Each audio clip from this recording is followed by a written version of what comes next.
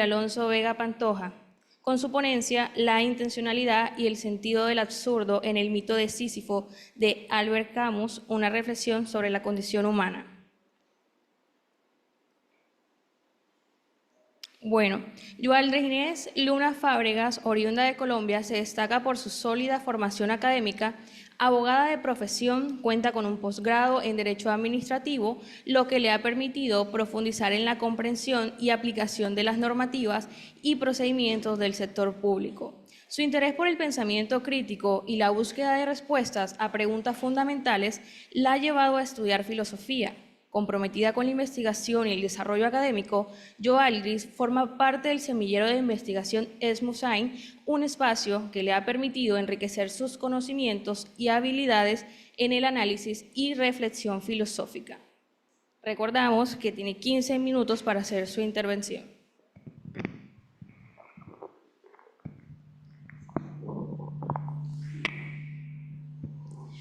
Buenas tardes a los asistentes. No obstante, mi ponencia titulada La angustia kierkegaardiana en la escritura de Alejandra Pizarnik o Alejandra Pizarnik desde Kierkegaard. La obra y los diarios de Alejandra Pizarnik se caracterizan por una profunda inmersión en el sufrimiento existencial, pero hay que entenderlo como el sufrimiento de que la propia existencia es vacía o carente de sentido. Entonces, el sufrimiento existencial es un espacio de oscuridad y vacío que conecta directamente con el concepto de angustia desarrollado por Søren Kierkegaard en el texto titulado El concepto de la angustia de 1844. Kierkegaard define la angustia como una condición inherente de la libertad humana, una emoción que surge al enfrentar la posibilidad infinita de elecciones y con ello la potencialidad del pecado. Kierkegaard sostiene que la angustia es una emoción particular que no tiene un objeto concreto, sino que surge del enfrentamiento del mismo ser con su propia libertad y las infinitas posibilidades que esta misma libertad conlleva. Entonces, como señala en el concepto de la angustia es la realidad de la libertad como una posibilidad antes de la posibilidad. Es una sensación de vértigo, es el resultado de la apertura de horizonte de opciones, donde la ausencia de una guía trascendental o moral fija deja al individuo sumido en un estado de certidumbre absoluta. Es aquí donde Pizarnik parece habitar constantemente este espacio de infinita posibilidad donde las elecciones se multiplican y la vida carece de sentido preestablecido. En sus diarios, la poeta expresa una sensación de estar atrapada entre el impulso creativo y el miedo paralizante ante la vida. Ella escribe: es la angustia de vivir, de sentirme perdida en un mundo vacío y frío, no sé qué hacer con mi propia libertad, pero me atormenta la idea de no tener un destino predeterminado. Esa cita refleja la misma angustia que Kierkegaard describe, donde la libertad no es motivo de celebración, sino una carga insoportable. Entonces, tenemos que en los diarios de Alejandra Pizarnik ofrecen un acceso directo a la mente de la escritora, que vivió su obra como una prolongación de un sufrimiento existencial. En ello se percibe la angustia como un hilo conductor que atraviesa su vida y su proceso creativo. Pizarnik describe múltiples entradas a una profunda sensación de vacío y desconexión. Recordemos que es lo que el escritor Kierkegaard sostenía anteriormente. Entonces, aludiendo a una incapacidad para encontrar un sentido en su vida cotidiana, entonces ella misma escribe: lo que más temo es que no hay nada por descubrir, solo la nada me espera. Es como si cada palabra que escribo fuera un intento de escapar de este vacío, pero siempre termino en el mismo lugar.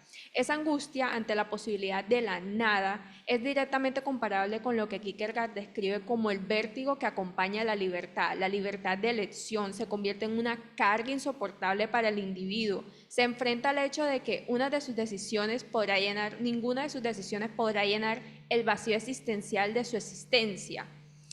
En ese sentido, la angustia Pizarnik no es un estado emocional, sino también un motor creativo, un impulso que la lleva a buscar una salida en la escritura, aunque también parezca siempre inalcanzable.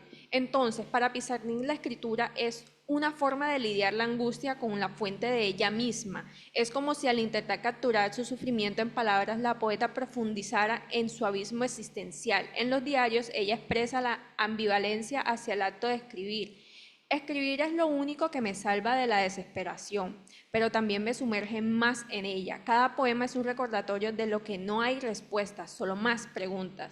Ese tipo de reflexión se alinea a la concepción kierkegaardiana de la angustia como una experiencia ineludible de la existencia humana. Según Kierkegaard, la angustia no es solo algo que pueda resolverse o superarse, es una condición fundamental de la libertad. En el concepto de la angustia, Kierkegaard argumenta que el individuo, al enfrentarse a la posibilidad de su propia finitud, que debe reconocer que la angustia no es una enfermedad que deba curarse, sino una condición de la existencia misma. Para Pizarnik, esta angustia es también un estado constante, una realidad en la que enfrenta cada una de sus páginas escritas en cada pensamiento expresado. En la obra poética de Pizarnik, la muerte como un tema recurrente, un final inevitable que sin embargo no ofrece una resolución al sufrimiento. La muerte es vista como un reflejo del vacío que como una liberación. La angustia que vive el autor en su poesía está en constante diálogo con la muerte, una sombra que acecha cada verso en su poesía, La última inocencia titulada. Ella escribe, la muerte siempre al acecho, siempre mía. La muerte para Pizarnik no es un escape de la angustia, sino su culminación. Entonces Kierkegaard conecta la angustia con la noción de la muerte, aunque desde una perspectiva cristiana. Para él, la muerte es la realización de la finitud humana, pero la angustia surge del reconocimiento de la libertad que precede a esa finitud. En ese sentido, la angustia es una señal de la potencialidad del individuo para trascender lo finito a través de la fe. Pero sin embargo, Pizarnik rechaza esa posibilidad de trascendencia quedándose en el espacio netamente de desesperación. Entonces, Kierkegaard conecta la angustia con la posibilidad que conlleva la libertad. En su obra argumenta que el individuo, al ser libre, también es responsable de sus propias decisiones, lo cual amplifica la angustia, ya que no hay autoridad externa que pueda dictar lo que está bien o lo que está mal. Kierkegaard señala, la angustia es la posibilidad de la libertad, pero esa libertad también yace la posibilidad del pecado.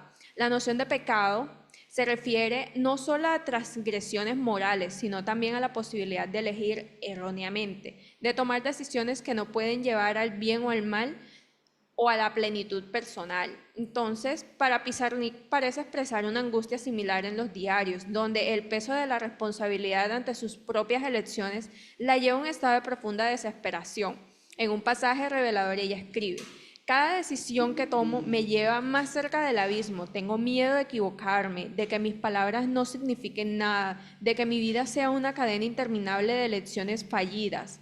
Para Pizarnik, la libertad de escribir, de crear, está siempre acompañada por la posibilidad del fracaso, lo que genera una angustia constante que le empuja a reflexionar sobre su lugar en el mundo y su relación con la escritura.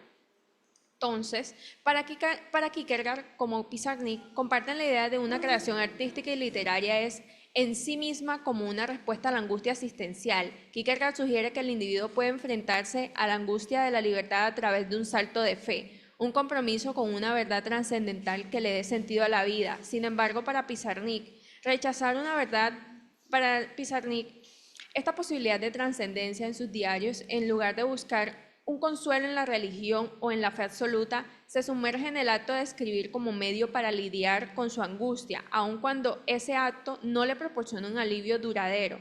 Entonces, la escritura para Pizarnik es una manera de enfrentarse a la angustia, pero también una fuente más de angustia.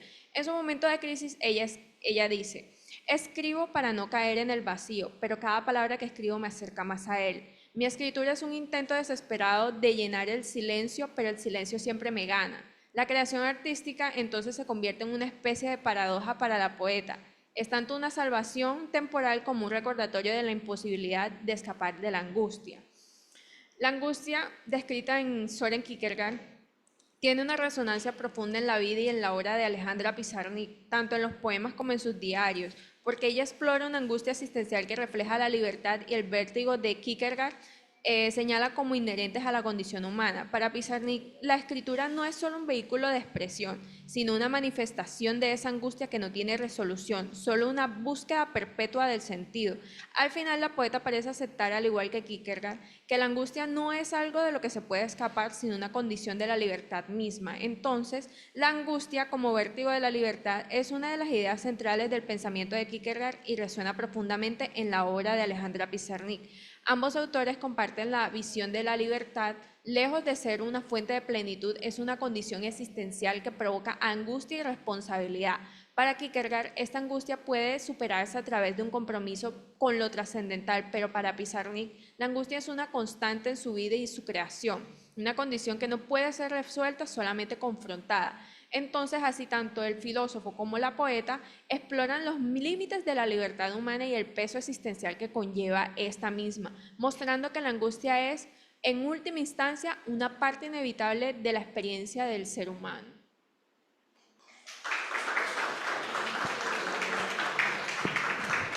Gracias.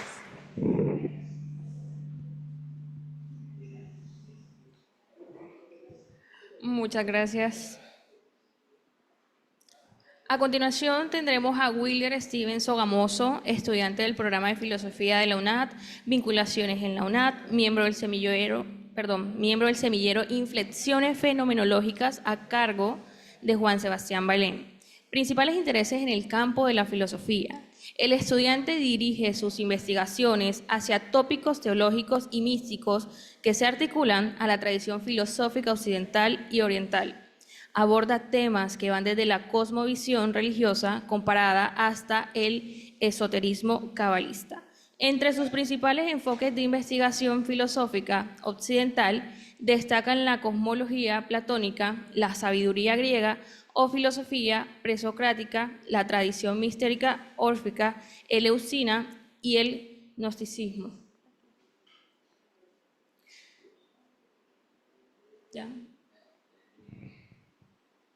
Bueno, le damos paso y recuerde por favor que son 15 minutos. Buenas tardes, sí, quisiera compartir acá pantalla. Creo que ya me confirman si se alcanza a ver.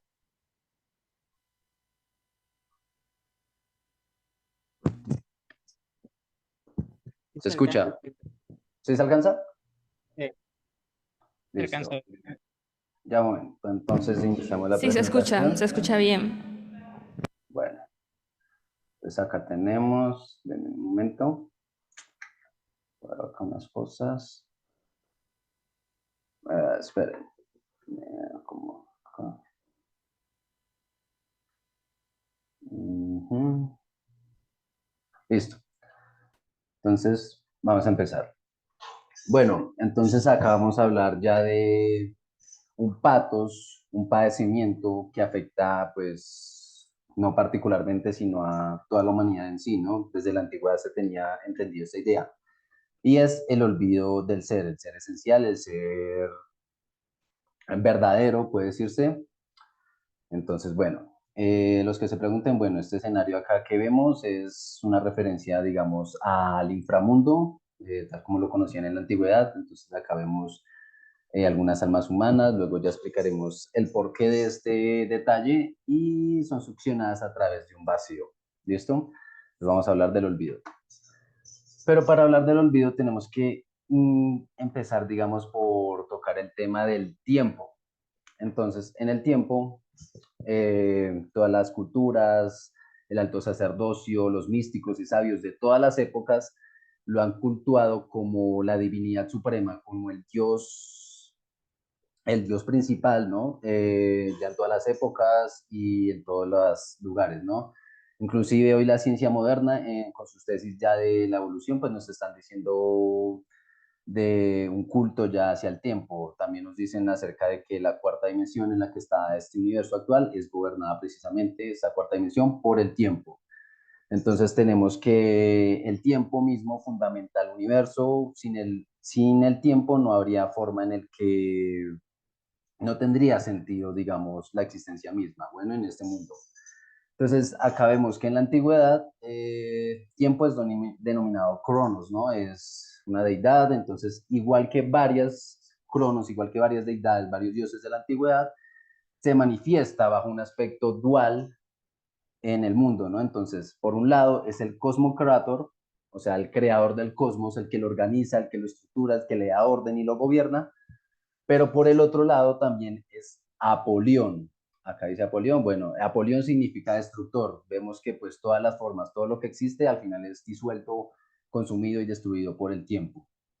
Entonces, otra forma en la que el Deus Pater Tempus, es decir, el Dios Padre del Tiempo, se manifiesta en el mundo, es que también produce un efecto fatal y de alguna manera antagónico sobre sus criaturas, entonces incluida el hombre, por supuesto. Entonces, ese efecto es el lete, el olvido, ¿no? El olvido del ser. Entonces, pues ya vemos que a través del tiempo, conocimientos pasados, lenguas antiguas son olvidadas, etcétera. Eso no hay necesidad de explicarlo. Pero entonces, en lo que acá nos vamos a centrar especialmente es en el lete. En la cosmología griega, en la tradición clásica, nos decían que lete estaba muy asociado con el inframundo. Entonces, ¿qué sucede aquí? Los seres humanos, cuando fallecen, sus almas se dirigen al inframundo, allí son obligadas a beber de las aguas del olvido. ¿Con qué propósito? Con el propósito pues de encarnar sin que tengan ya las memorias de sus vidas pasadas. Bueno, entonces de este modo se mantiene el ciclo de la metempsicosis que nos hablaba Pitágoras, Platón, bueno, y también el eterno retorno de Nish, ¿no? Que todo se repite, y ese mismo ciclo pues lo vemos ya en la rueda del samsara que nos habla la tradición hindú. Bueno, acá tenemos a Shiva, el dios destructor, es un ejemplo del aspecto destructivo del tiempo. Bueno, entonces, acá ya también una imagen alegórica del tiempo, Cronos, Saturnus, como el dios, como un dios padre. Bueno, entonces, seguimos. Entonces, este asunto del olvido y el inframundo tiene bastante relación con una cuestión acá que nos explica Platón, y es que, bueno, él nos narra algo acá de un individuo que se encuentra en el inframundo y nos dice así, bueno, del acá de manera literal. Y sucedió que desde allí, sin volverse, llegó a los pies del trono de Ananke. Ananke es una deidad asociada con la oscuridad y el inframundo. Bueno, y pasó de largo. Y cuando también las otras almas habían pasado, llegaron todas a la llanura del río Leteo, el río del olvido, sofocados por un calor asfixiante porque la llanura estaba pelada de árboles y de todo lo que produce la tierra. Entonces, en este escenario nos muestran que en el inframundo también hay asfixia, sofocación y una sed angustiante para las almas. Bueno, en esa sed, pues ya vamos a ver. Al caer la tarde acamparon junto al río Ameles. Ameles es otro nombre para el río Lete, del olvido. Entonces, cuya agua ningún recipiente puede contener. Y ojo con esa idea acá, es importante, miro. Dicen, todos tienen que beber una cierta cantidad de agua, pero los imprudentes, ya por la cuestión de esa sed insaciable, se pasan de esa medida y el que no deja de beber termina por olvidarlo todo. El que es prudente, pues conserva algunas memorias de su pasado, pero el que no, pues olvida absolutamente todo. Esto nos dice acá Platón en la República. Bueno, aquí ya avanzamos a un tema mucho más profundo. Es acerca del orfismo. El orfismo es una tradición mistérica antigua, la fundó Orfeo. Orfeo, pues en la antigüedad se le tenía en el mismo calibre, en la misma fama que Homero y Hesíodo. Entonces, Orfeo funda unos ritos místicos, unos ritos mistéricos. Y bueno, precisamente el siglo pasado se encontró una tablilla, la tablilla Petelia, lo que hoy es actualmente el sur de Italia. En Italia recordemos que hubo bastante auge en el movimiento pitagórico y órfico, ¿no? Empedocles, Parménides, presocráticos ya que tenían que ver con el misticismo, no eran así filósofos y ya, eran también místicos. Bueno, eso hay que tenerlo en cuenta. Entonces, ¿qué sucede con este tipo de tablillas? Igual que las tablillas órficas, pues se datan del siglo quinto al cuarto antes de Cristo, y en este caso la función de esta tablilla en especial es enterrada junto al difunto, junto al iniciado que haya sido iniciado en los ritos mistéricos del orfismo.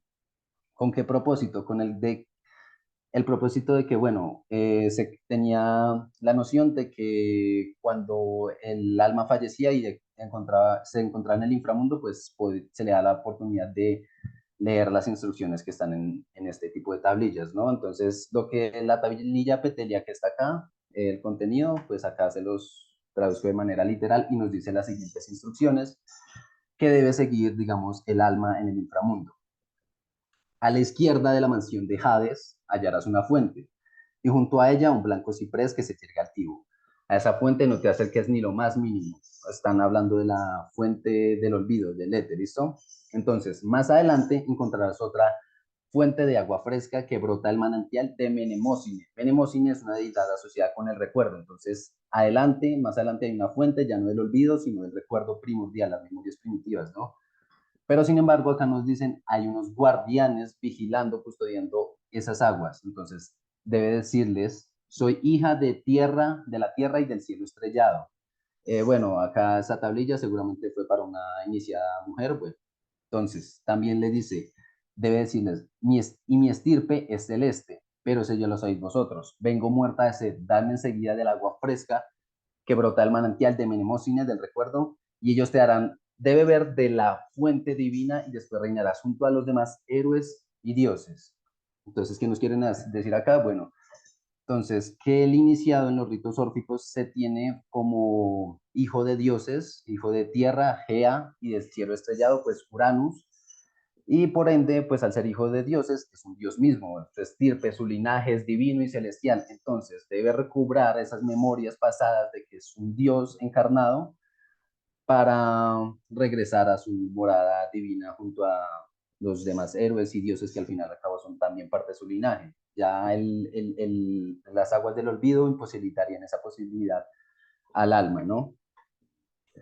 Estos misterios órficos, bueno, ya vienen de la tradición de Orfeo, fueron fundados por Orfeo, como dije, ¿y qué pasa? Bueno, él aprendió todos estos conocimientos ocultos del inframundo. En el mito nos sostienen que Orfeo pierde a su amada, Eurícide, ella fallece tras una picadura de serpiente. Entonces Orfeo va hasta el inframundo, viaja por ella y la intenta rescatar de allá y aprende varias cuestiones, varios conocimientos importantes. Se conoce a Hades, a Perséfone, dioses del inframundo. Y al final de cuentas, pues no alcanza a rescatar a Eurícide, pero sí regresa al mundo de los mortales a enseñarles a los hombres lo que aprendió allá en el inframundo. De ahí se fundan los misterios órficos y alucinos, de alguna manera. Sí. O sea, acá tenemos a Orfeo con su lira Apolinea, pues Orfeo también es un hijo, la tradición nos dice que es un hijo de Apolo, bueno, Apolo y una de las musas. Bueno, entonces en la tradición órfica nos dicen también, nos establecen una cosmología, un tipo de mitología ya distinta a la homérica, a la hesiódica, en la que en primer lugar, antes de que se estableciera el mundo, se sostiene que, bueno, estaba Zeus, los dioses olímpicos, estaban los titanes, entonces Zeus, el señor y padre del Olimpo, pues ya tiene un hijo, ese hijo es un niño, es divino, vamos a asumir que este es de acá es Zeus y este de acá es Dionisios. Bueno, ese hijo que tiene Zeus es Dionisios, algunos sostienen que su madre es Perséfone, pero bueno, eso ya es un tema aparte. Entonces, ¿qué sucede? Los titanes tienen una rivalidad con los dioses olímpicos. Eh, entonces, en esa rivalidad, los titanes que son liderados también por Cronos, acá está, bueno, ¿qué hacen? Saben que Dionisos va a heredar el trono, el poder, y lo que hacen es distraerlo con algunos juguetes, algunas cuestiones para niños, y en especial un espejo en el que él va a verse reflejado, va a distraerse, va a observar la ilusión y se distrae. Entonces, bueno, los titanes aprovechan y vamos a decirlo así, lo ultrajan, lo violan, luego lo toman vivo al pequeño Dioniso, lo descuartizan, toman sus carnes, las ensartan en unos espetones, las asan y proceden a consumirlo. Luego eventualmente viene Zeus, enfurecido, y fulmina totalmente a los titanes, los destruye, y de esas cenizas que quedan se creará al mundo como tal y al hombre mismo. Entonces por eso decimos que también en el hombre y en el mundo también pues se halla una parte terrenal, una parte exclusivamente material que se corresponde a la sustancia de los titanes, mientras que la parte divina, la parte eterna, que se encuentra también en el hombre, ya se corresponde a la parte dionisiaca, a Dionisos, pues, al pequeño bebé Dionisos. Entonces, acá tenemos eso. Entonces, ¿qué nos están diciendo los mitos órficos? Nos dicen que todo lo que está en la totalidad del mundo, bueno, digamos en esta cuarta dimensión, bueno, ya en términos actuales, es una ilusión, la multiplicidad de formas, de estrellas, galaxias, bueno, de plantas, seres vivos, es una ilusión, es precisamente la ilusión que Dionisos observa en el espejo, y la única realidad, la aletheia como tal, la verdad trascendente, es la unidad en el ser, pues en el ser divino que es Dionisos, ¿no? La unidad. Bueno, eso es lo que nos dicen acá también los mitos órficos.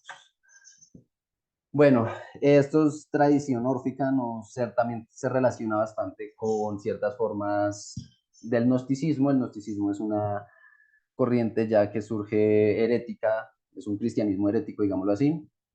Bueno, entonces los primeros testimonios del gnosticismo lo tenemos ya en la patrística, ya por allá Irineo de León, Hipólito de Roma, Clemente de Alejandría. Bueno, ¿qué nos dicen ellos, los gnósticos, para generalizar? Nos dicen que el ser humano se encuentra aquí en el mundo, en este sistema ya geocéntrico, atrapados y las influencias astrales, las influencias de los planetas, los 7 planetas clásicos, le dificultan o le imposibilitan la posibilidad de escapar del mundo, ¿no? Porque él quiere retornar a la plenitud del ser, a la plenitud divina, ¿no? Pero acá en este mundo pues está rodeado de muerte, de olvido, etcétera. Bueno, entonces eso es lo que nos sostienen los gnósticos también, de que el mundo es básicamente una prisión cósmica y para que el iniciado en los misterios pueda llegar hasta la plenitud del ser, hacia lo divino, debe atravesar primero. Esto ya es astrología caldea, babilónica, también Grecia clásica. Debe atravesar primero pues por la esfera de la Luna, luego la Mercurio, la de Venus, la de Marte, la de Júpiter, también la del Sol y por último la esfera de Saturno para encontrarse después con la esfera de las estrellas fijas y más allá podría salir del universo. Bueno, eso es lo que nos dicen en estos sistemas de pensamiento antiguos, ¿no? Y más allá pues ya se encuentra el reino divino donde el alma, el espíritu podrá encontrar la plenitud en su ser. Bueno, listo. Entonces, tras ya lo dicho, vamos a ver un ejemplo actual en el que el hombre también se ha contrapuesto a las dificultades, a todo lo que significa el olvido y es a través del culto a los ancestros, el culto a los muertos, pero también a la muerte misma. Entonces, aquí, ya un momento, aquí Te quedan 2 tenemos. minutos, Wilder. Sí, ya lo sé. Bueno, entonces acá tenemos una imagen bastante bonita, ya es el culto de San la Muerte, es latinoamericano, es argentino principalmente, y aquí ya, bueno, el culto de la Santa Muerte, esto ya lo sabemos, es México. ¿Y qué nos quiere decir esto? Bueno, esto nos quiere decir que en la actualidad hay formas en las que aún en el hombre se preserva esa intuición, esa vaga noción de que debe anteponerse tanto al tiempo de algún modo como al olvido. Entonces acá esta inscripción en latín dice, bueno, memento mori, recuerda que vas a morir, tiene matices ya estoicos, invita a que el individuo pues tenga presente de que esta vida es efímera, sin embargo, también invita de algún modo a pensar de que hay una chispa eterna que sobrevive dentro del hombre y esta sí no tiene la posibilidad de morir porque no está sometida ni al tiempo ni a la muerte. Eso es todo. ¿Listo?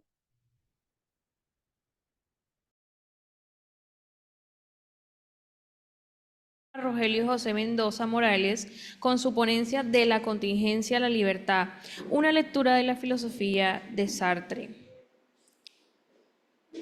Rogelio es egresado de Filosofía en la Universidad del Atlántico. Sus intereses son el existencialismo, la fenomenología y la literatura. Actualmente se encuentra investigando sobre el concepto de contingencia en la filosofía de Sartre. Damos paso a Rogelio recordándole que cuenta con 15 minutos. Bueno, muchas gracias. Antes de iniciar, quiero como contextualizar lo que vengo a conversar con ustedes aquí y vengo pues a dar a su consideración algunas ideas de un trabajo que he venido investigando sobre la contingencia. Y bueno, no trato de desarrollar aquí ningún problema, solamente vengo a postular algunas ideas que pueden ser interesantes.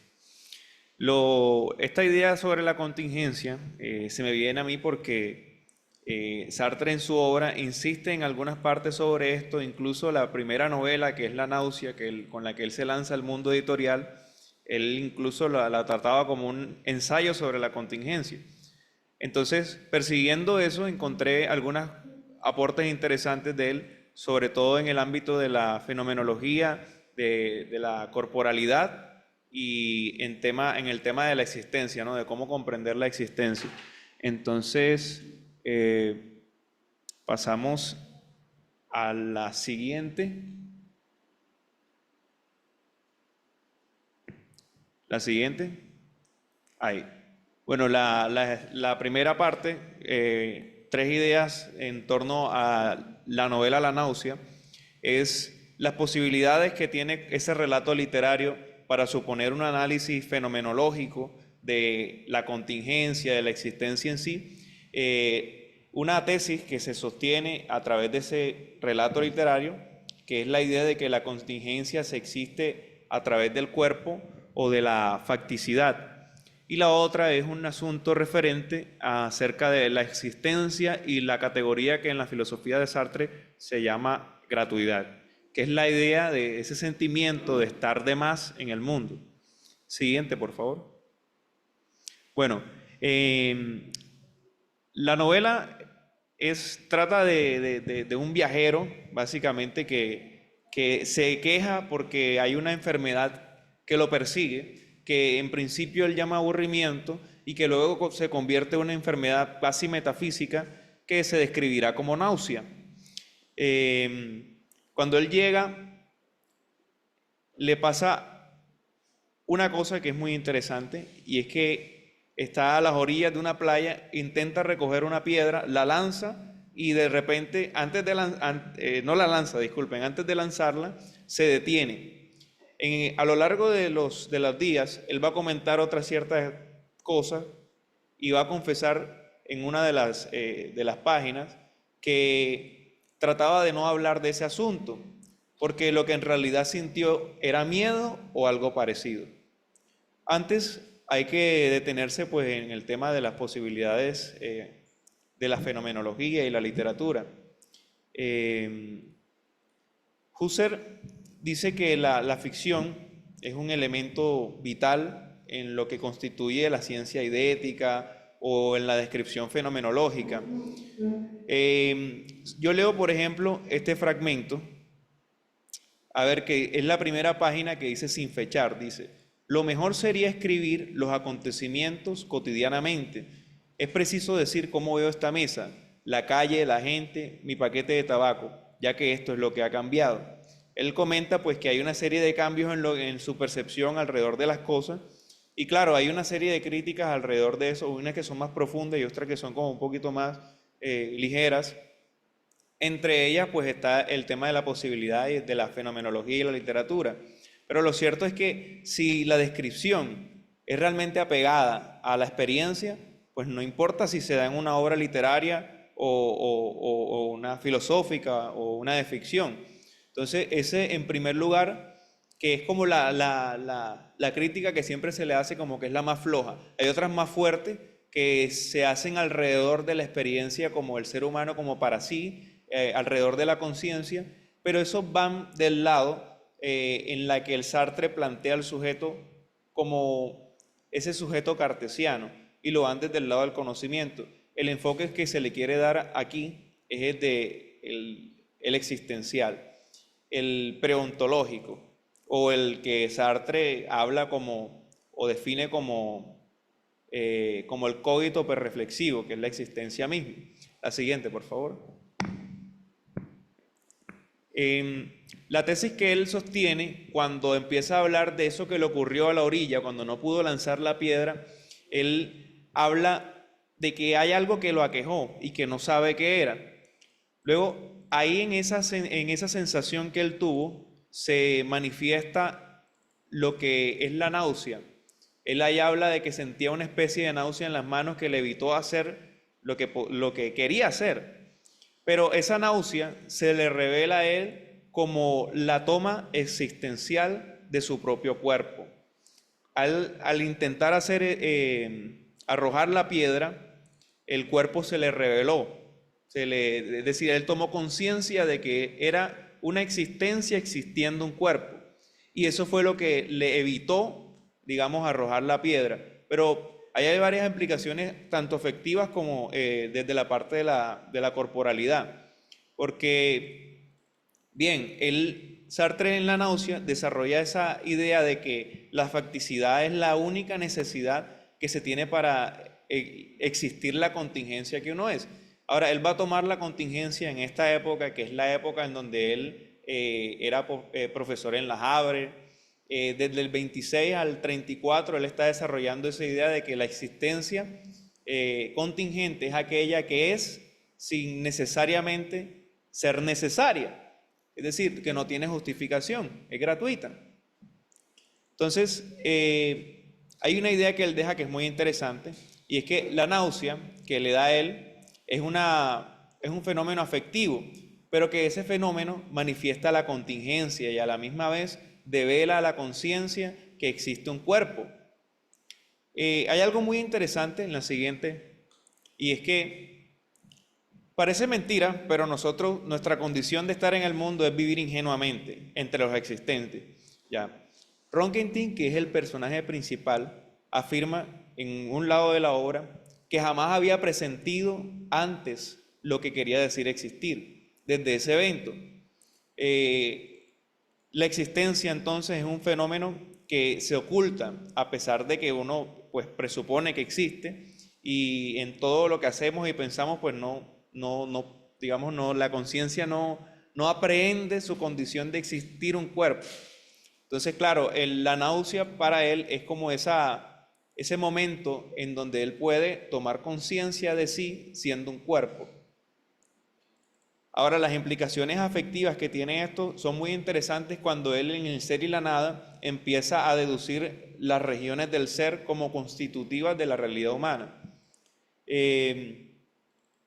Bueno, cuando él empieza, desde esa corazonada, empieza a analizar los otros existentes, además de sí mismo, y descubre en esencia que no hay nada en los existentes correlacionados entre sí que dé una razón o dé cuenta de por qué las cosas existen. Aquí las descripciones de este factum sobre la contingencia sugieren que la existencia no es la necesidad, y que el mundo de las explicaciones y las razones no es el de la existencia misma. Nuevamente está como el tema de dónde se examina la existencia, ¿no? Si desde la región del conocimiento o desde la región preontológica, ontológica o existencial. Entonces ya en el ser y la nada, en la siguiente diapositiva, ya en el ser y la nada, él digamos que robustece esas ideas y, por ejemplo, las dos descripciones que él hace del ser, como el ser en sí o el ser para sí, que para ponerlo en términos más concretos, el ser en sí es lo idéntico, lo que corresponde a la naturaleza, a las cosas, ¿no? Cuando hablamos de definir el en sí y el para sí, siempre recurrimos en el en sí a las cosas macizas, a los objetos sólidos, y el para sí como al movimiento o a lo frágil. El ser para sí es en Sartre la conciencia. Él lo define como aquello que es y aquello que no es lo que es decir, algo invariable. Él va a suponer aquí que la existencia oscila entre estas dos dimensiones ontológicas. Aquí hay varias críticas también que se le hacen, sobre todo porque estas dos regiones del ser parecen ser ontológicamente incompatibles, pero él lo que trata de hacer en alguna forma es decir que sí, ontológicamente parecen incompatibles, pero ónticamente tienen una relación muy íntima. Y ya vamos a ver a partir de ahora, pues cómo se relacionan esas dos regiones del ser que son constitutivas de la realidad humana. Ahora, él dice algo muy interesante, y es que estas características del ser también pueden ser deducibles de la realidad humana. Si el ser en sí, para él es contingente, no tiene sentido, es gratuito, está de más, ¿qué es el en sí? ¿Qué hay de en sí en el para sí, es decir, en la conciencia, en la realidad humana? ¿Qué es lo que significa realmente pensar la finitud, la facticidad? La siguiente diapositiva, por favor. En un artículo que él tiene que es muy interesante, que se llama Una idea fundamental de la fenomenología en Husserl, donde habla de la intencionalidad. Él tiene algo muy chévere. Él hace un ejemplo de las máscaras japonesas, y él dice como la máscara japonesa tiene en sí misma, en su objeto, unas características estéticas que la hacen parecer horrorosa. Eso quiere decir que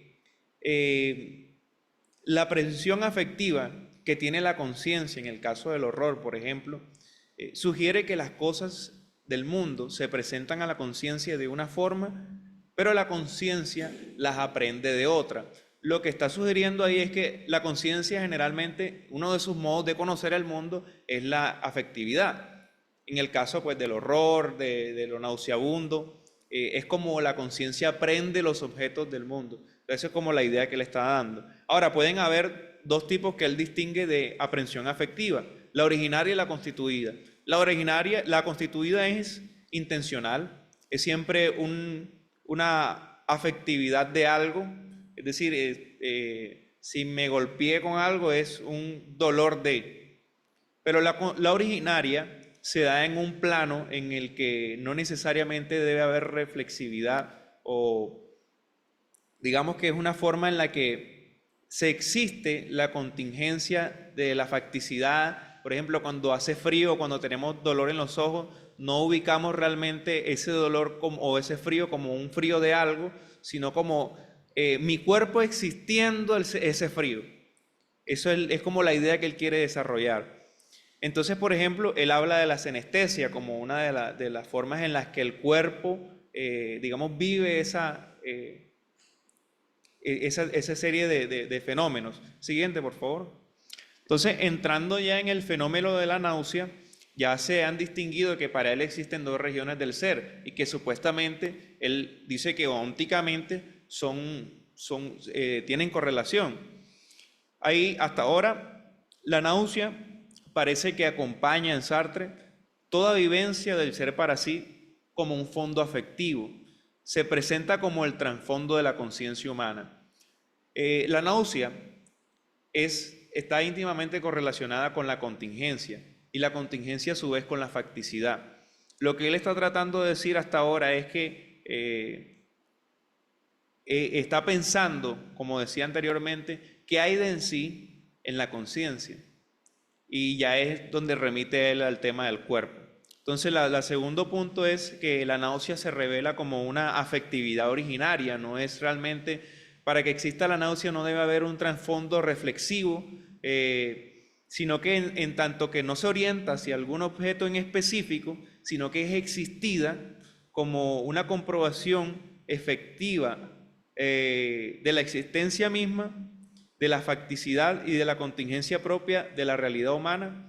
Entonces la náusea, digamos, es una padencia, ¿no? Es una padencia originaria.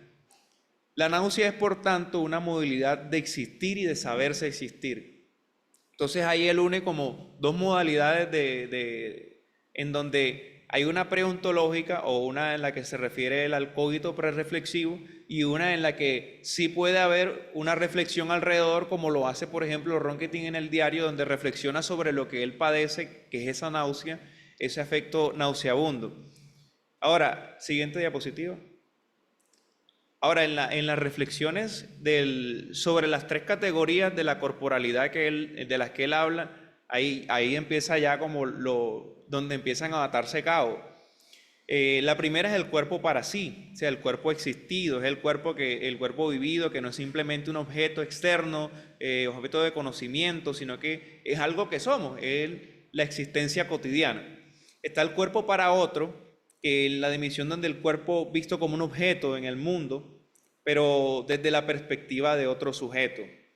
Y está el cuerpo como en sí, que es la plenitud máxima del en sí, que es como el deseo de la conciencia de cristalizarse en algo concreto y que se da generalmente en Sartre en el pasado o en la muerte, cuando ya es el en sí irremediablemente pleno. Entonces, siguiente diapositiva, disculpe, un minuto. Ok. Entonces, bueno, lo primero, el cuerpo entonces en toda esta investigación me da que se experimenta como una entidad material, como un en sí, lo que está vinculado a la sensación de contingencia y náusea existencial. El cuerpo, cuando es visto como objeto en el conocimiento, es parte del ser en sí, lo que lo hace parte de la naturaleza bruta, sin justificación ni finalidad. El cuerpo, como ser en sí, se percibe como contingente, es decir, como algo que existe de manera absurda, sin razón de ser y que está de más. Esta percepción de la contingencia absoluta es lo que provoca la náusea en el ser humano. Lo que hay de en sí, en el para sí, parece despertar una serie de condiciones existenciales como la vulnerabilidad, lo nauseabundo. Parece que esa contingencia fuese la necesidad de la facticidad. Y bueno, la facticidad, es decir, estar expuesto no parece ser algo muy agradable, ¿no? Como estar en peligro, ¿no? El cuerpo entonces nos recuerda constantemente nuestra conexión con lo absurdo, lo innecesario y lo inmanejable de la existencia.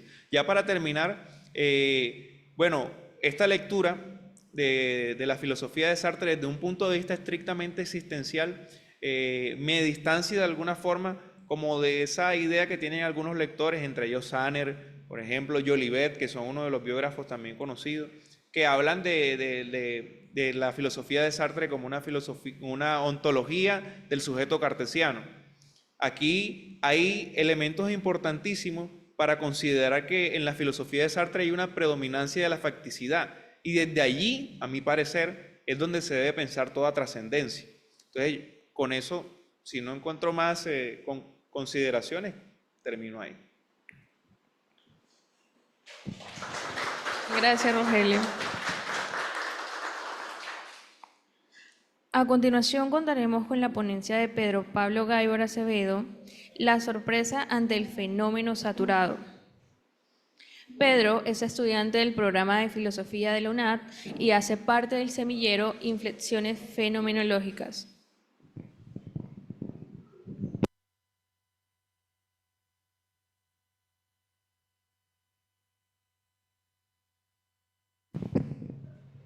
Le damos paso a Pedro y le recordamos que cuenta de 15 minutos a partir de ahora. Hola, ya, ahora sí. Eh, hola, ¿cómo están? Bueno, muchas gracias por la invitación. Yo les voy a hablar esto no pone en pantalla grande, así que la dejo así. Les voy a hablar de el trabajo de una fenomenóloga francesa que se llama Nathalie Desprat. Ella es husserliana y ella está proponiendo una fenomenología de la sorpresa y una cardiofenomenología. Y yo pues elaboré algunos argumentos a partir de esa fenomenología de la sorpresa, intentándolo ubicar, digamos, en ese intento epocal por pensar el fenómeno saturado, que es también algo pues que trabaja sobre todo Marion, ¿cierto? Y que de todos modos está ahí latente en la fenomenología contemporánea, es el hecho de que hay un umbral de fenomenalidad a partir del cual se decide, digamos, la intensidad del fenómeno. Y también ese umbral pues está determinado por una penuria del horizonte de fenomenalidad en el cual se nos dan las cosas, ¿no? Entonces, a partir de eso, pues vamos a hablar de la sorpresa, ¿no? La idea de una fenomenología de la sorpresa la toma esta señora Nathalie Desprat de otra profesora francesa que se llama Dastur. Ella hace simplemente un vínculo hacia una fenomenología de la sorpresa, hablándonos de la eventualidad estructural del tiempo. Es decir, la fenomenología más que una doctrina, es una disposición de la mirada que permite superar tanto el realismo como el idealismo que tradicionalmente han dominado nuestra actitud natural. Entonces esa fenomenología permitiría, digamos, abrir nuestra comprensión a la idea de lo que acontece, el acontecimiento, el evento, la eventualidad del evento, eh, y ahí es donde aparece la sorpresa, porque ese evento que rompe la continuidad del tiempo, pues esa ruptura introduce la sorpresa en nuestra existencia, ¿no? Entonces, ahí está la pregunta de, ¿es concebible sin absurdo la idea misma de una fenomenología de la sorpresa? Esa es la pregunta que retoma de Dastur. Entonces, pues yo voy a hacer como rápidamente un recorrido sobre cómo ella formuló esa concepción fenomenológica de la sorpresa. Obviamente, ella no da una definición exhaustiva de la sorpresa, sino que más bien la plantea como una serie de caminos y también entender que su trabajo es muy parecido a la calderilla husserliana, está lleno de recovecos y, digamos, no desarrolla la idea, pues, de una manera tajante, sino de manera parcial a través de artículos que vamos a ver acá. Entonces, en este artículo del 2010, y simplemente por eso quería tener la presentación para que vean el título de los artículos si los quieren investigar. Este se llama Fenomenología de la sorpresa, Levinas y Merleau-Ponty a la luz de Hans Jonas, contribuciones a la fenomenología. Están contribuciones a la fenomenología, perdón, ahí, esto. Eh, Excelente lo que dices de Jonas ahí, es un gnosticismo, va, que nos habla de la aperturidad, de la vulnerabilidad, ¿no? Que estabas hablando también. Eh, bueno, aquí decir que lo que hace Deprat es introducir el concepto de autoantecedencia. Porque es charro, por ejemplo, cuando uno le van a regalar algo y uno sabe que le van a regalar algo, o sea, uno ya tiene una anticipación existencial hacia ese regalo que va a recibir y por lo tanto no es totalmente sorprendente, pero aún así uno se sorprende cuando se lo dan, porque uno sabe, de pronto era una chocolatina o una flor y pues de acuerdo a lo que terminó siendo, te genera reacciones totalmente diferentes. Entonces ahí es el componente de la sorpresa, pero a la vez esa sorpresa está antecedida por una conciencia expectante. Esa es la autoantecedencia y es como el inicio de este camino de para formular su fenomenología de la sorpresa. La autoantecedencia la define como una temporalidad de una conciencia expectante que está, digamos, contrasta con el carácter súbito de la sorpresa y como alternativa a la anticipación que toma para ello un carácter eminentemente objetivador. También decir acá que Deprat se interesa más por la fenomenología de Merleau-Ponty en el sentido de que está localizada en el cuerpo vivido que en la fenomenología de Heidegger, porque aunque Heidegger tiene un gran repertorio para hablar de estas disposiciones afectivas existenciales originarias, sin embargo no tiene, digamos, ella no le encuentra por lo menos un carácter encarnado o una valencia emocional claramente definida. Entonces pasamos a el 2013 de Pra habla de una experiencia fenomenológica de la novedad, la dinámica antinómica de la atención y la sorpresa. Aquí básicamente es entender esto, que no puede haber sorpresa si no hay un campo de atención. Es decir, estamos acá atentos y de repente se me aparece un dinosaurio, pero en este campo de atención en el que estamos. Entonces, esto es retomando un poco el trabajo que ya había hecho con Francisco Varela y con Vermeers en el 2013. Ella estaba muy vinculada también con el tema de la neurofenomenología. Entonces, digamos, relocaliza el concepto de Poge en la atención como una cualidad procesual vivida de vigilancia, una presencia aumentada y establece, digamos, esta dinámica circular antinómica entre la sorpresa y la atención. No hay sorpresa sin atención y no hay atención sin sorpresa. Entonces vamos pasando rápidamente porque el tiempo es cortico, pero ahí van cogiendo un poco, espero, la idea de la sorpresa en Deprat. Deprat, en el 2014, la Universidad del Norte, por cierto, publica este artículo que se llama La inscripción de la sorpresa en la fenomenología de las emociones de Edmund Husserl.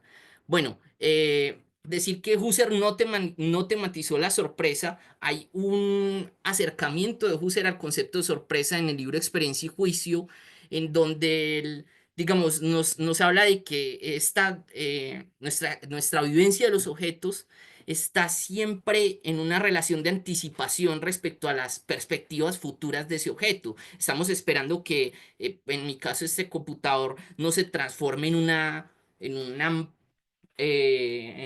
planta o en una taza, ¿cierto? Entonces estoy anticipando que esto no va a cambiar repentinamente. Y cuando esto cambia, cuando hay una sorpresa, eso Husserl pues lo llama ya como un choque, algo lo considera, digamos, nociológicamente negativo. No hay esa revaloración positiva de la sorpresa, aunque es esencial, digamos, en términos de la posibilidad de conocer, ¿no? Pero es un tema de que la sorpresa destruye nuestra anticipación de la futura perspectiva del fenómeno.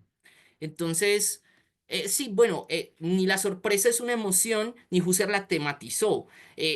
Ubicando la cartografía de las emociones husserliana, ella diría que la sorpresa conserva del acto la referencia intrínseca a un objeto, está referida intrínsecamente a un objeto, lleva asociadas emociones estado, emoción, felicidad, tristeza, pánico, y perdura como disposición en sus resonancias, porque una vez que te sorprendiste, pues hay unas resonancias que son muy importantes, digamos aquí, porque el tema esencial de la recuperación husserliana que hace Deprat para esta fenomenología de la sorpresa está en que el presente vivo tiene esa estructura que Husserl describe en la fenomenología de la conciencia interna del tiempo, que es una estructura de retenciones, de presentificaciones, de anticipaciones, y esa estructura del presente vivo, que es netamente temporal, pues es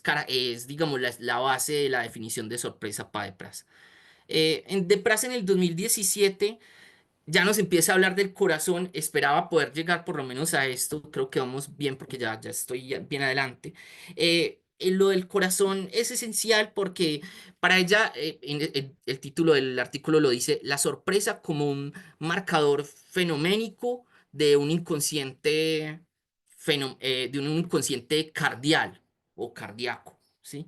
La idea de Deprat es mostrar que la sorpresa es una vía de acceso a una epistemología muy amplia, mucho más amplia de lo que estábamos tratando acá, y que introduce el tema del corazón en la fenomenología, intentando, digamos, superar eh,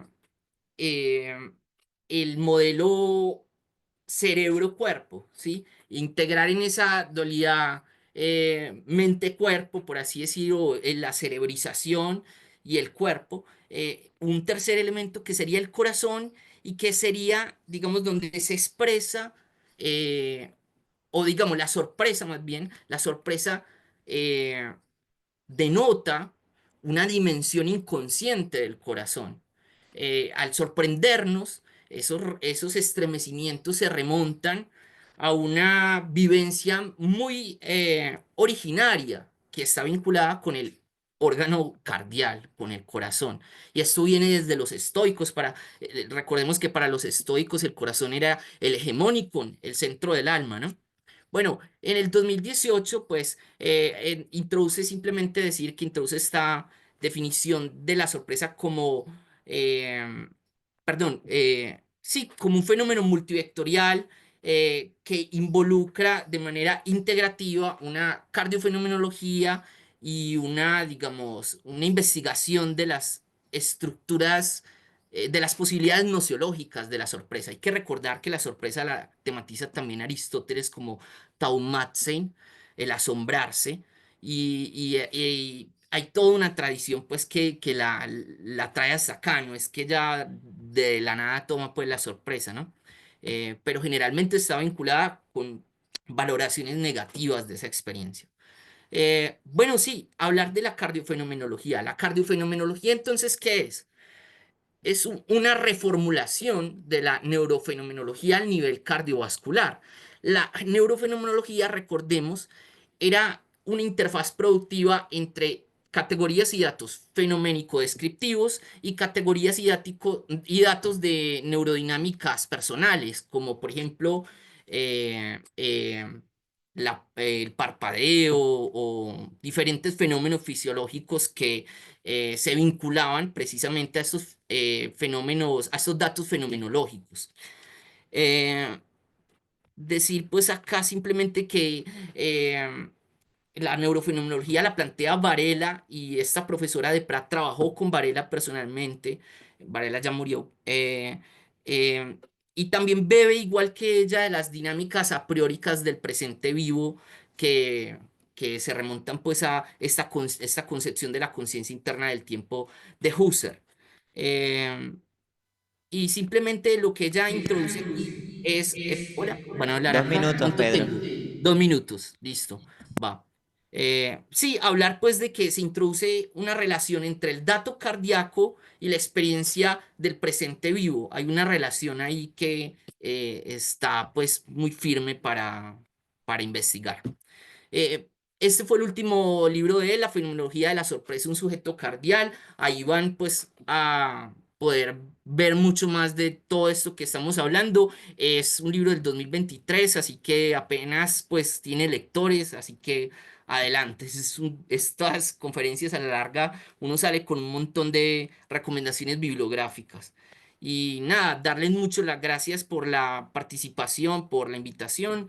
Y creo que no da mucho tiempo pues para elaborar la relación de la sorpresa con el fenómeno saturado, pero más o menos ustedes alcanzan a tender analíticamente ese puente. Así que muchísimas gracias y adelante pues con el siguiente.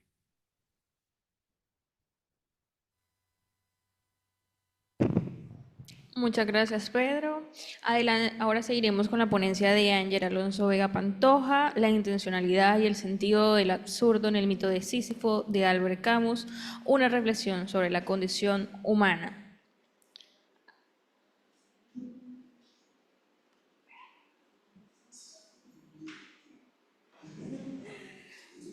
Ángel es filósofo egresado de la Universidad del Atlántico con especial interés en los estudios de la filosofía existencial y el absurdismo. Actualmente se desempeña como docente de secundaria en el Colegio Bifi La Salle Bilingual School en el área de filosofía, director de la modalidad de filósofos orientada a aquellos estudiantes interesados en profundizar en la filosofía, guiándolos en el desarrollo de habilidades de análisis, argumentación y diálogo crítico. Miembro del grupo de investigación Cronotopías y del semillero de investigación ESMO Science, con líneas de investigación en existencialismo, fenomenología y hermenéutica. Vale, pues, muchas gracias por la presentación. Y escuchándola así suena como demasiado grande para la labor que uno realiza. El día de hoy, pues, como lo mencionaba mi compañera, mi intención es hablar un poco acerca de lo que sería el tema de la intencionalidad y el sentido del absurdo en la obra El mito de Sísifo de Albert Camus, centrando particular atención a lo que sería el tema de la condición humana y cómo la condición humana se ve relacionada directamente dentro de la obra, dentro del desarrollo del pensamiento de Camus, en el concepto de intencionalidad y también el sentido del absurdo. Es así como, para empezar, me gustaría pues hablar un poco acerca de la siguiente cita. Dice Camus dentro del mito de Sísifo lo siguiente: el hombre absurdo puede actuar solo si acepta vivir sin apelar al significado último y en pleno conocimiento de la falta de propósito. Camus utiliza la historia de Sísifo, o digamos toda esa mitología griega, en la cual centrando particular atención al hecho de cómo Sísifo empuja esta roca eternamente para simbolizar lo que es la vida humana. O como lo menciona la cita anterior, esa falta de propósito o esa falta de sentido, o el sentido dentro del sinsentido. También ver que el concepto de intencionalidad o la intencionalidad que va a defender Camus dentro de su texto no es un término técnico en el sentido fenomenológico que desarrolla Husserl, es decir, esa intencionalidad que se encuentra relacionada o esa relación que existe entre la conciencia y el objeto, sino una postura existencial frente a la vida, ya que esta implica como tal una toma de decisión consciente y voluntaria de seguir actuando, de seguir viviendo, pese a que el universo no ofrece respuestas ni sentido último. Cuando Camus empieza a desarrollar su postura o empieza a introducir la temática del absurdo dentro del mito, él dice de que llega un momento en el cual surge la conciencia. Este surgimiento, este nacimiento de la conciencia se da después de que el hombre se ha dado cuenta de lo rutinario que ha sido su vida hasta llegar a ese momento. Cuando surge el porqué, empieza el movimiento de la conciencia y es en este momento donde surge para él el tema de la intencionalidad, es decir, de empezar a vivir una vida por medio de una intención, ya que el absurdo no solo se va a convertir en una forma de vivir después la vida, sino que el absurdo va a ser un sostenimiento de ese porqué que ha nacido por medio de una intención. Es decir, al encontrarse con el sentido irracional del mundo, con aquello que no tiene sentido, con aquello que el hombre se va a encontrar constantemente, a diario y toda su vida, sin darse cuenta de manera inconsciente, al hacerlo consciente, es ahí donde empieza a surgir el tema de la intención o la intencionalidad camusiana, distinta de la intencionalidad que se va a ver en Husserl. ¿Por qué?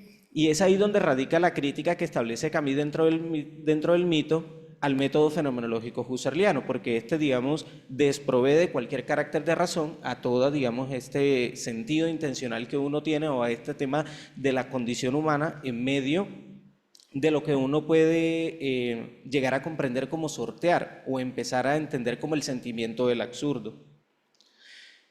Es así como la clave de la intencionalidad en Camus reside en la aceptación lúcida del absurdo. El ser humano, es decir, al comprender que el mundo es indiferente a sus deseos y significado de propósito, tiene dos opciones. La primera, que es la que siempre referimos o podemos ver cuando nos acercamos a Camus, y es rendirse al nihilismo y el tema del suicidio. Y todos sabemos de que Camus no habla como tal del suicidio como un hecho sociológico, como un hecho, digamos, de carácter patológico, sino como un hecho filosófico.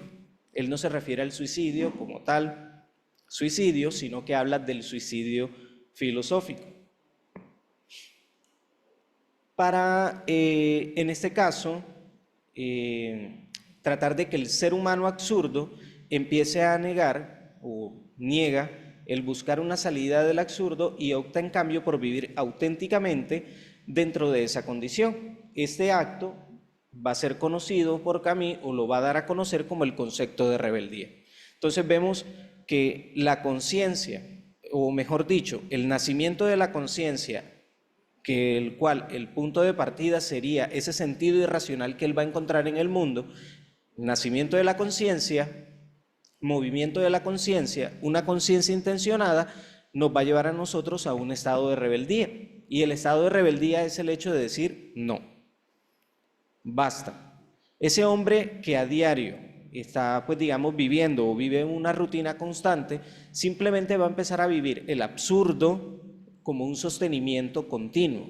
Es decir, va a desechar también cualquier carácter de esperanza, cualquier carácter de futuro. Es un acto constante.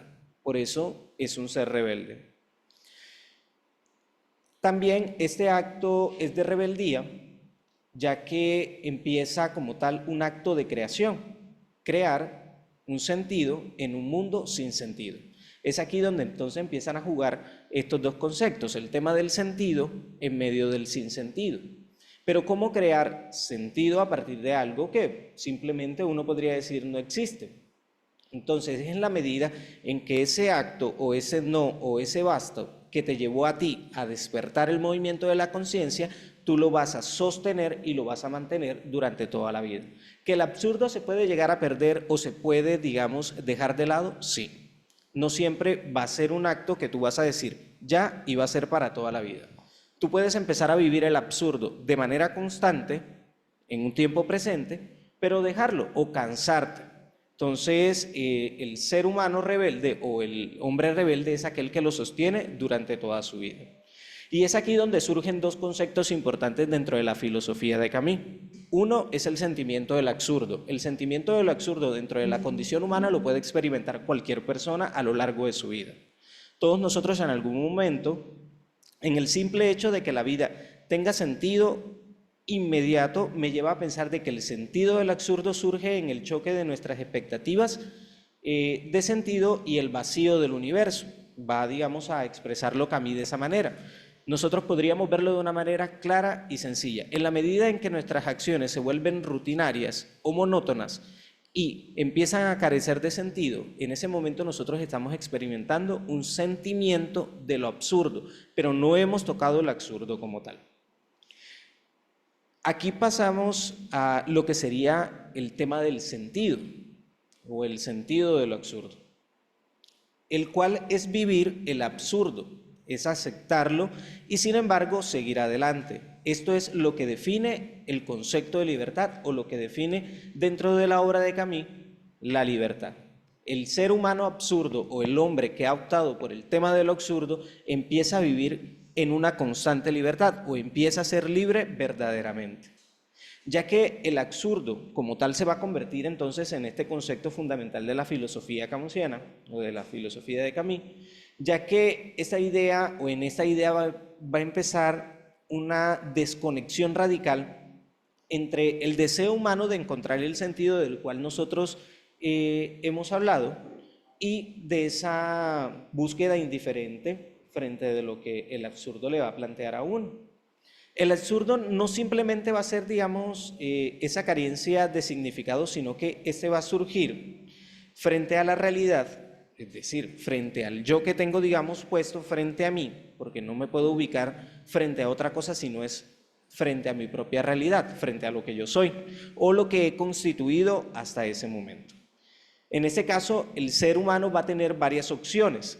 El primero, que es el cual se le presenta a uno al momento de no encontrar, pues digamos, ningún sentido en nuestra vida, y es el tema del suicidio filosófico, que es creer en algo más allá de la razón. El suicidio físico o la aceptación mínima del absurdo, que para mí es la única respuesta válida. Sería, pues, digamos, la traducción que nosotros tendríamos respecto a eso. Pero aún así, el absurdo nace o empieza a nacer de esa confrontación entre la llamada humana y el silencio irracional del mundo. Él lo va a repetir a lo largo de su obra y durante todos, digamos, durante todo su escrito. Para comprender el absurdo, entonces, significa comprender que el mundo, primero, no tiene una razón que lo explique. El mundo por sí mismo no se puede explicar. Segundo, de que el ser humano, intencionado por el absurdo, es quien le va a dar un valor a ese mundo que carece de total razón en sí para poder, en este caso, encontrar un sentido. Eso es, digamos, lo que él va a defender después como el concepto de intencionalidad o esa relación, ya así, digamos, siendo un poquito relacionado con el tema de la fenomenología husserliana, cómo se va a relacionar entonces el hombre con el mundo. Entonces, en la medida en que el mundo, desprovisto de razón, por medio de un hombre que ya ha aceptado el absurdo, va a ser consciente de todo lo que tiene, o va, digamos, a establecer, digamos, esa relación de sentido en medio del sinsentido. Así, llegados al tema de la condición humana, entonces, ¿en qué medida, se presenta una pregunta y es en qué medida el absurdo también va a condicionar nuestra propia existencia o va a condicionar nuestra propia vida? Porque vamos a dejar entonces de lado cualquier carácter de esperanza, cualquier carácter de futuro, cualquier carácter que me pueda llevar un poco más allá y simplemente me voy a quedar en una categoría, pues, digamos, estable. Simplemente voy a tratar de estar viviendo el momento. Entonces, empezaríamos primero con el absurdo, que es esa confrontación de la cual nosotros hemos hablado entre yo y el mundo, y ese sentido y sin sentido, aquel que tiene, pues, digamos, la capacidad de encontrar el sentido y ese mundo que no es capaz de proveerme a mí nada.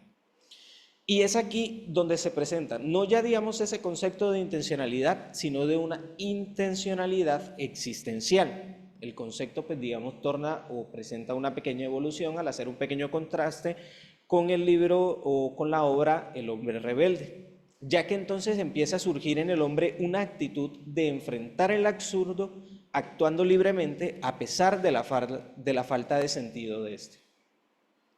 Surge entonces el sostenimiento del absurdo o la rebeldía, que es ese proceso en la cual se presenta una respuesta al absurdo a través de la resistencia, el rechazo del nihilismo y la afirmación de la vida.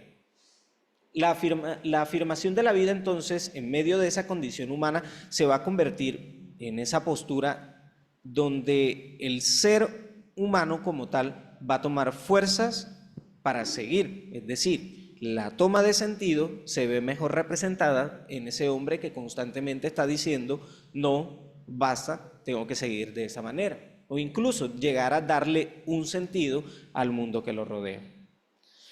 También se presenta algo dentro de la obra de Camus, relacionándola con eso, y es el tema de la condición del hombre absurdamente libre. Entonces, un hombre absurdamente libre es, digamos, esa paradoja de este concepto de libertad, pero solo enfrentándose a un universo que lo guía. Entonces, como un hombre dentro de su libertad o absurdamente libre, ya digamos sosteniendo ese proceso de rebeldía o habiendo encarnado en sí la figura del absurdo, el concepto del absurdo, puede de una u otra manera tomar lo que tiene el universo o lo que tiene, digamos, el mundo que le circunda a él, que lo, digamos, que lo rodea para poder él desarrollarse. Entonces, ya uno podría, pues digamos, hacer una relación de lo que yo veo ahí es simplemente puede estar ese mundo lleno de valores o ese mundo lleno, pues digamos, de un valor un tanto más representativo o de carácter físico. También el concepto como tal de resistencia va a ser importante para desarrollar el tema de la condición de ese hombre absurdamente libre, ya que esa negativa que se va entonces a presentar va a ceder ante el vacío de sentido de los cuales o de las personas que han elegido vivir en medio del absurdo para llegar plenamente a lo que sería el absurdo como tal. A pesar de una persona haber optado, dice Camus, por el tema del absurdo, eso no asegura de que esté viviendo un absurdo al completo, o sea, plenamente el absurdo. Digamos, las medidas o las condiciones que esto representa es una vida de sostenimiento, una vida de sometimiento al mismo concepto, a diferencia de otras posturas existenciales. Por eso, Camus hace la diferencia dentro del existencialismo contemporáneo que se está viviendo hasta el momento y él dice, no, a mí no me incluyan dentro de lo que se está viendo en el momento y no me llamen existencialista, sino llámenme filósofo de lo absurdo. Precisamente para que las posturas que él está realizando, los conceptos que él está desarrollando hasta el momento, no se vean involucradas tanto por concepciones de carácter fenomenológica o dentro de la fenomenología, dentro de la filosofía, perdón, de Sartre. A pesar de que tienen ciertas relaciones con el tema del concepto de la nada o ese, digamos, sentido, sin sentido, pero son, digamos, ya apreciaciones un poco más dentro de los propios autores. Simplemente se tiene como ese sesgo de que hay como una dicotomía entre los pensamientos, pero si uno ve, digamos, de fondo, hay, pues, digamos, gran valor entre lo que dice el uno del otro. Simplemente es el optar por una postura filosófica que va a guiar, pues, digamos, su trascender filosófico o su trascender, pues, digamos, humano. Y esto nos va a llevar entonces a algo que es el tema del sentido personal.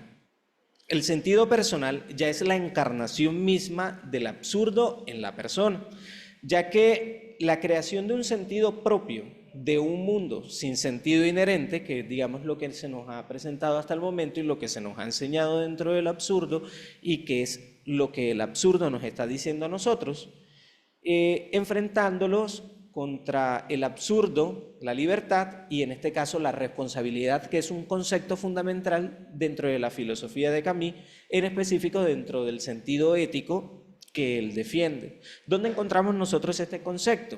En su obra La peste.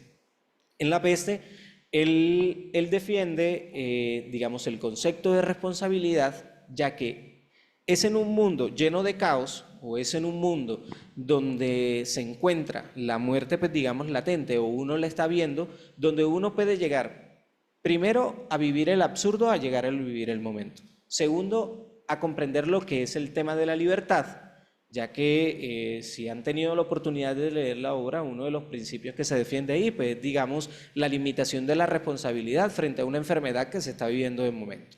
Y esto no es algo muy alejado de nosotros. Nosotros vivimos esta experiencia hace algunos años con el tema de la pandemia. Entonces fue, creo yo, como uno de los momentos en los cuales las personas tuvieron la oportunidad de acercarse a este libro y conocer un poco más del autor. Entonces, ya para ir cerrando, podríamos comprender entonces que el concepto de la intencionalidad en Camus respecto del tema de una condición humana está ligado primero al concepto de libertad, al concepto de absurdo y al concepto de rebeldía. Pero solo únicamente en la medida en que yo puedo ser consciente del sostener el absurdo a lo largo de, pues digamos, de mi existencia. Entonces, ya con esto, pues, finalizo presentación y muchas gracias.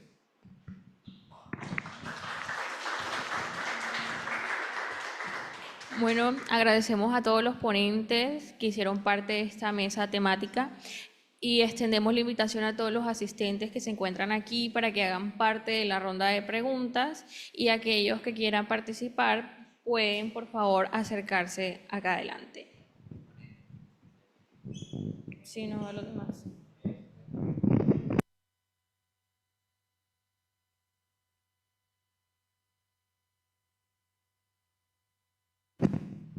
Por favor. Acércate acá, sí.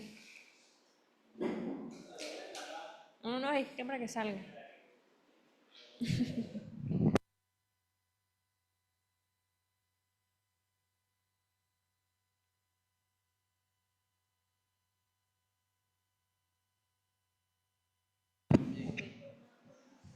No, la pregunta es breve.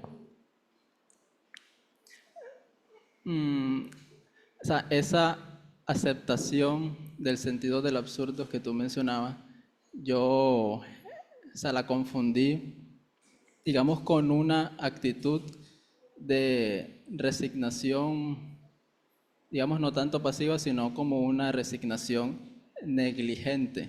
Entonces, o sea, ¿qué me puedes tú decir para yo no confundir esa aceptación del sentido del absurdo con una resignación negligente o una resignación pasiva?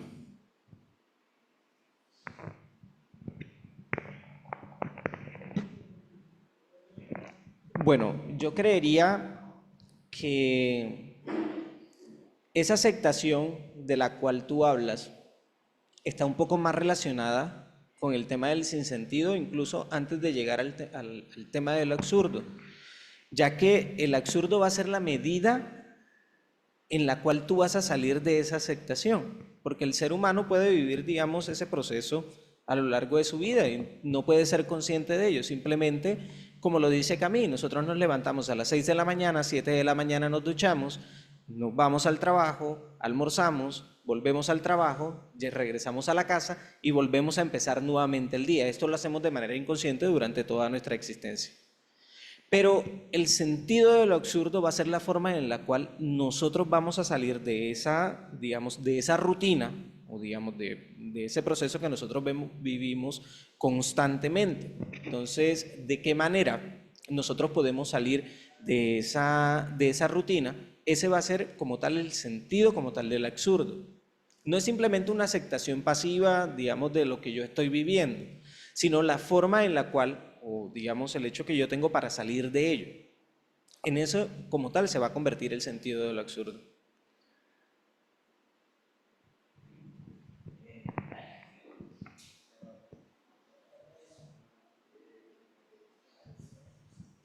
Rogelio Mendoza, lo que tú mencionabas que esas dos regiones del ser, que tú mencionabas que esas dos regiones del ser dentro, digámoslo así, dentro del plano ontológico no pueden estar relacionadas, pero sí dentro de un plano ontológico. ¿Se me podías extender esa, o por qué dentro de lo ontológico no pueden estar relacionadas y dentro de lo óntico sí pueden estar relacionadas? Sí, claro, esa es una pregunta interesante ya. Claro, la descripción ontológica que hace Sartre de esas dos regiones del ser no parecen corresponderse, ¿no? Porque por un lado, el ser en sí es todo eso, ¿no? Todo lo concreto, todo lo que es idéntico a sí mismo, todo lo que es en esencia como presencia y todo lo que de alguna manera es contingente, ¿no? Pero el para sí parece ser de alguna forma aquello que se escapa continuamente de esa condición de ser pleno, ¿no? Que es como está en constante devenir. Entonces hay uno que es estático y uno que es fluido. No parece que se congenien de alguna forma, pero en el plano óntico, el cuerpo, en el plano óntico, el para sí y el en sí se disuelven en la facticidad. Es decir, la facticidad entonces es la condición en la que esos dos regiones del ser son deducibles también a la realidad humana. Y Sartre, por ejemplo, utiliza la náusea como un fondo afectivo en donde él va a hablar de cómo afectivamente el para sí aprende su condición fáctica, su cuerpo y las condiciones del mundo. Por ejemplo, si uno revisa en ese sentido del vocablo general de Sartre respecto es como desamparo, desarraigo. Entonces, él piensa esas características del en sí como estar de más, como contingentes, y dice, bueno, lo que hay de en sí, en el para sí, en la conciencia, es todo esto, estas condiciones del en sí propio. que son deducibles a la realidad humana, pero son deducibles solo en el sentido en que son existidas.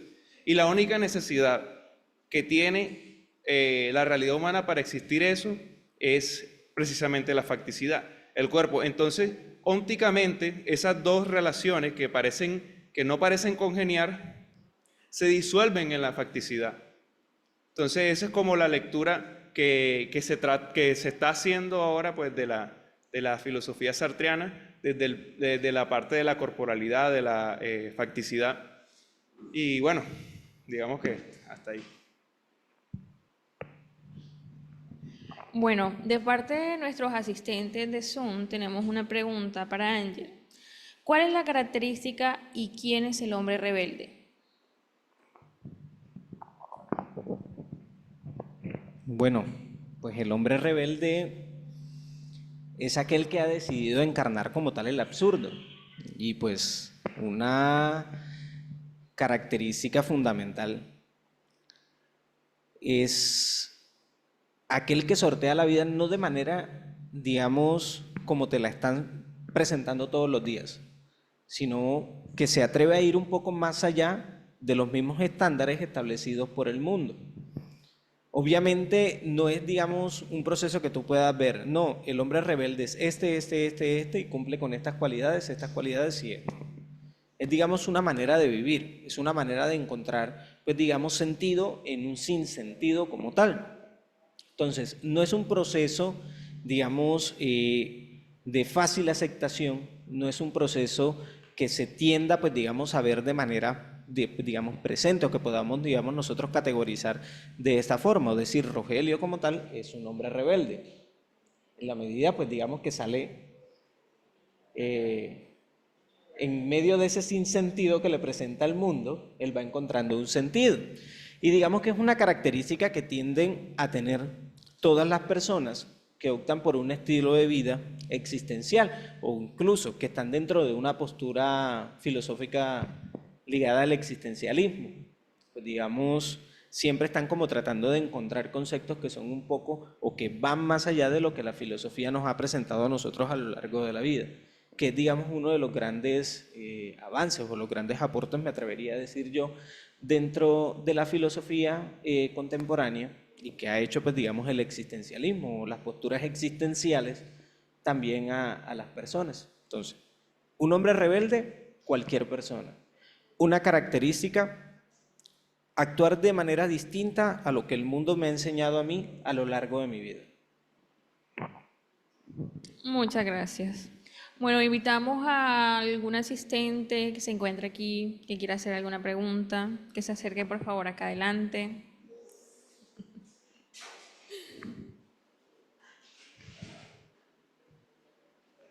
¿A quién va dirigida su pregunta? A todos los estudiantes, egresados y ponentes que hemos tenido en la tarde de hoy.